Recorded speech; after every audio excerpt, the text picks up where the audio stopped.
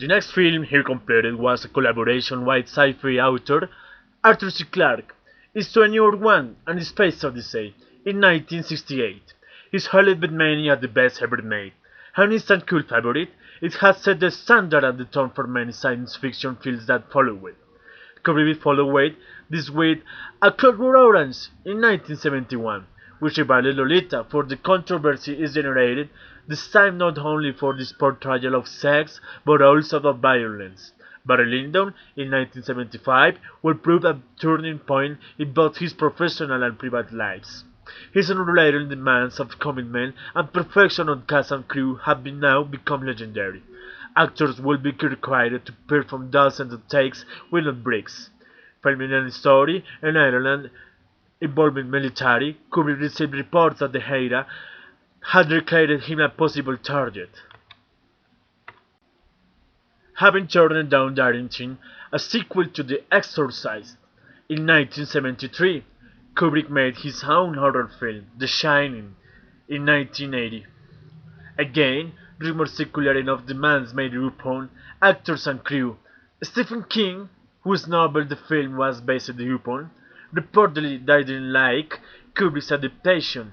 Indeed, he would later write his own screenplay, which was filmed as The Shining in 1997. Kubrick's subsequent work has been well spaced. It was 7 years before Full Metal Jacket in 1987 was released. By this time, Kubrick was married with children and had extensively remodeled his house.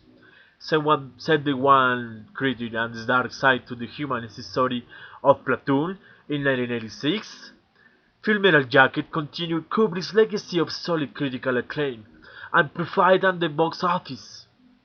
In the 1990s, Kubrick began again collaboration with Brian Aldiss on a new science fiction film called Artificial Intelligence, or AI, but progress was very slow and was backloaded until special effects technology was up to the standard that Kubrick wanted.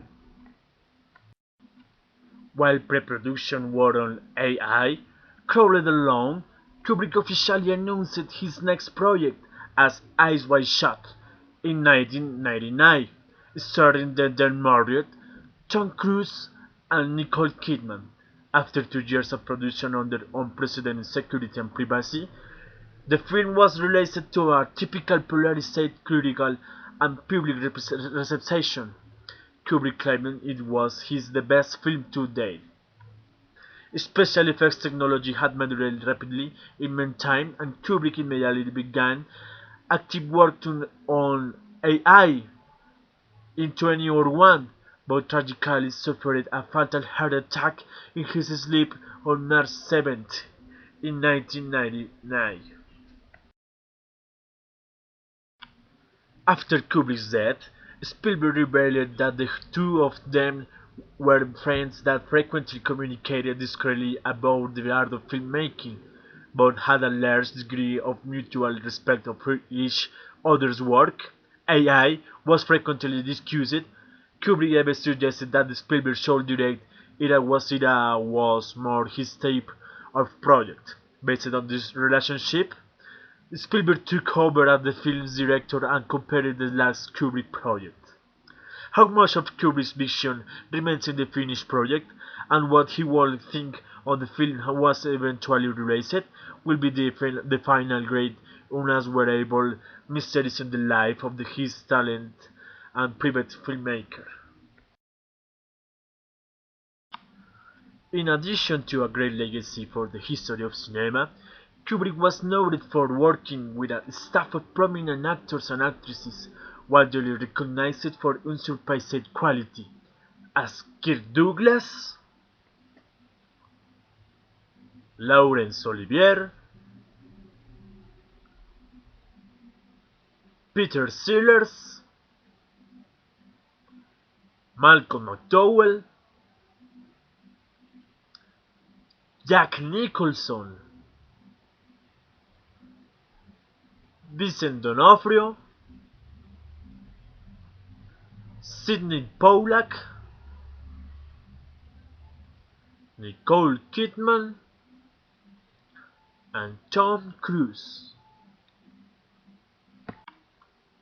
Finally, there is no doubt the fact that many of the stories, places and characters for the genius and masterful direction of this film have entered the imagination of Western culture, marking precedents that are unsurpassed in film history and culture to move from issues like the evolution of mankind and 21 Odyssey to Space, the ultraviolence and the degradation of society, A Clockwork Orange and the Full Metal Jacket, alterations and personal effects, and Lolita and The Shinings or Eyes Wide Shut, and historical novels, Spartacus and Barry Lyndon, for example.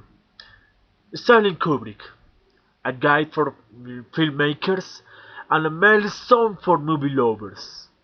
A great director.